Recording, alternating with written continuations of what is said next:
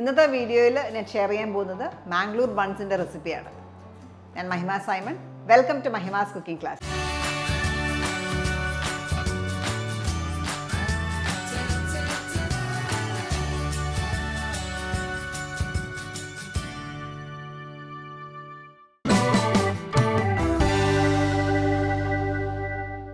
Mangalore bun ഉണ്ടാക്കാനായിട്ട് നമ്മൾ ഉപയോഗിക്കുന്നത് ഈ റോബസ്റ്റ പഴമാണ്. ഇതൊരു ബോളിലേക്ക് ഇട്ട് നന്നായിട്ട് മാഷ് ചെയ്തെടുക്കാം. അപ്പോൾ ചെറിയ പഴമാണെങ്കിൽ 2 പഴം ഉപയോഗിക്കുക. നന്നായിട്ട് പഴുത്ത പഴമാണ് ഏറ്റവും ബെസ്റ്റ്. എത്ര പഴുത്താണോ അത്രയും നല്ലതാണ്. നമ്മൾ ഒരു പഴം, വലുതായതുകൊണ്ട് ഒരു പഴം എടുത്തു. ഇത് നന്നായിട്ട് മാഷ് ചെയ്ത് കൊടുക്കുക.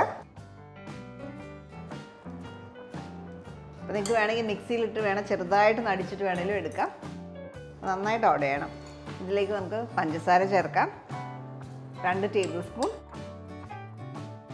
1/4 ടീസ്പൂൺ ജീരകം ചേർത്ത് വീണ്ടും നന്നായിട്ട് ഉടച്ചെടുക്കുക. പഞ്ചസാരയും കൂടെ ചേർത്ത് കഴിയുമ്പോൾ നമുക്കൊന്നുകൂടെ ഉടയ്ക്കാൻ ഇച്ചിരി ഈസിയറാണ്. ഇനി നമുക്കിതിനകത്തേക്ക് ബാക്കിയുള്ള ഇൻഗ്രീഡിയൻസ് ചേർക്കാം. 3 ടേബിൾ സ്പൂൺ തൈര്,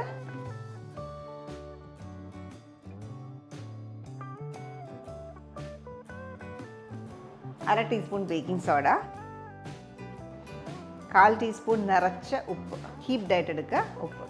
വീണ്ടും നന്നായിട്ട് മിക്സ് ചെയ്യാം.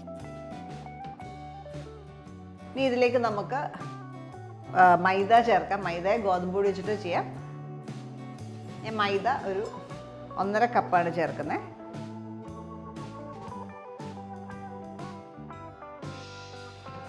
$250 ml കപ്പാണ്. 1 കപ്പ് എന്ന് പറയുമ്പോൾ ഒരു 120 ഗ്രാം വരും.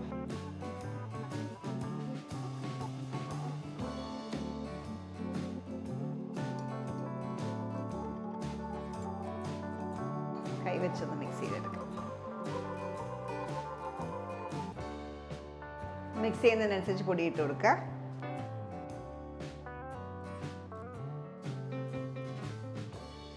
ഇച്ചിരി ചെറിയ ഹോട്ടലൊക്കെ ഉണ്ട്. ഇതേപോലെ ഒരു സോഫ്റ്റ് ഡോ ആയി കഴിയുമ്പോൾ കുറച്ച് എണ്ണ തൂത്ത് നമുക്കിത് കവർ ചെയ്ത് മിനിമം ഒരു 5 മണിക്കൂർ മാറ്റി വെക്കാം. സമയമുണ്ടെങ്കിൽ ഓവർനൈറ്റ് വെക്കുക.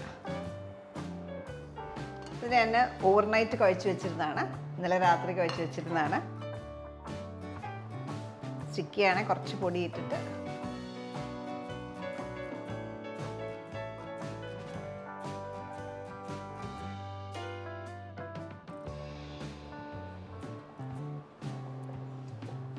ഇത് നമുക്കിനി ഒരു 5ആയിട്ടോ 6ആയിട്ടോ ഒക്കെ ഡിവൈഡ് ചെയ്യാം. ഞാനൊരു 5ആയിട്ട് ഡിവൈഡ് ചെയ്യുക.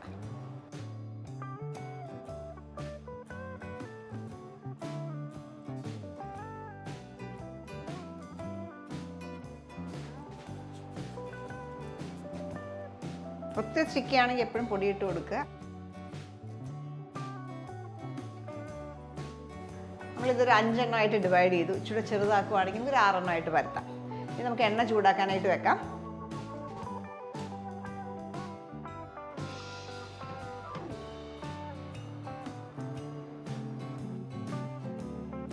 ഇനി കുറച്ച് പൊടിയിൽ ഡിപ്പ് ചെയ്ത ശേഷം ഇച്ചിരി തിക്കായിട്ട് പരത്തിയെടുക്കാം.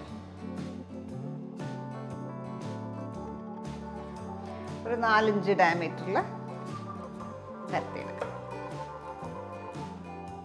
ഇച്ചിരി തിക്നെസ് വേണം. ഇത് ഇത്രയും തിക്നെസ്സോളം വേണം. അപ്പം നമ്മൾ മാംഗ്ലൂർ ബൺ എന്ന് പറയുമെങ്കിലും ഇത് ബനാന പൂരി എന്നൊക്കെ പറയാറുണ്ട്. ഫ്രൈ ചെയ്ത് എടുക്കുന്നത്.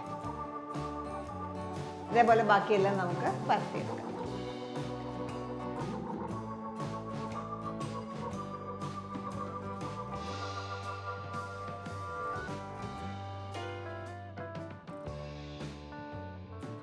എണ്ണ ചൂടായി. എക്സ്ട്രാ പൊടി ഉണ്ടെങ്കിൽ തട്ടിക്കളഞ്ഞ ശേഷം നമുക്കൊന്ന് ഫ്രൈ ചെയ്തെടുക്കാം. പൂരിയൊക്കെ ചെയ്യുന്ന പോലെ തന്നെ ചെറുതായിട്ടൊന്ന് പ്രസ് ചെയ്ത് കൊടുക്കുക.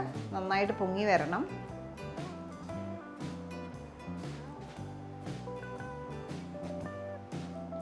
ഇപ്പോഴും നമ്മൾ എണ്ണയിൽ ഇടുമ്പോൾ ചൂടുണ്ടെങ്കിലും പിന്നെ നമ്മളതൊരു മീഡിയം ഹീറ്റിലേക്ക് ആക്കണം, അകം വേവാനായിട്ട്. ഇതേപോലെ ഗോൾഡൻ ബ്രൗൺ കളർ ആകുമ്പോൾ നമുക്ക് എടുക്കാം. ബൺ പോലെ നല്ലതായിട്ട് വീർത്തിരിക്കും.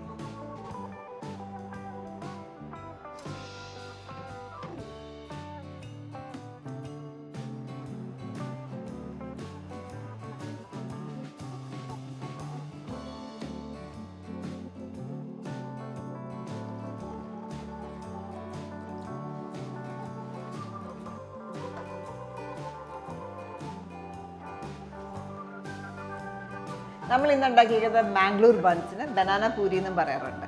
അപ്പോൾ ഇത് ഉണ്ടാക്കുമ്പോൾ എപ്പോഴും നമ്മൾ ശ്രദ്ധിക്കേണ്ട കാര്യം ആദ്യത്തെ മാഷിംഗ് ആണ്. മാഷ് ചെയ്യുമ്പോൾ നന്നായി സ്മൂത്തായിട്ട് സ്മാഷ് ചെയ്യുക, പഴത്തിൻ്റെ തരികളില്ലാണ്ട് സ്മൂത്തായിട്ട് മാഷ് ചെയ്യാൻ ശ്രദ്ധിക്കുക.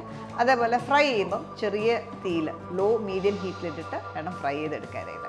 അല്ലെങ്കിൽ പുറം പെട്ടെന്ന് ബ്രൗണോ ആകും വേവാണ്ടിരിക്കും. അപ്പോൾ ആ 2 ടിപ്പ് ശ്രദ്ധിച്ചെടുക്കുക. ഇത് സെർവ് ചെയ്യുന്നത് നമ്മൾ തേങ്ങാ ചമ്മന്തിയിലൂടെയാണ് ബെസ്റ്റ് കോമ്പിനേഷൻ. അത് കൂടാതെ നമുക്ക് കോഫിയുടെ കൂടെയോ ഈവനിങ് സ്നാക്കായിട്ടൊക്കെ വേണമെങ്കിലും സെർവ് ചെയ്യാം. ചെറിയൊരു മധുരമൊക്കെ ഉള്ള ഈ ഒരു മാംഗ്ലൂർ ബൺ നല്ല ടേസ്റ്റിയാണ്. അപ്പോൾ ഇതൊന്ന് കട്ട് ചെയ്ത് കാണിക്കാം അതിൻ്റെ അകത്തെ ടെക്സ്ചർ കാണാനായിട്ട്.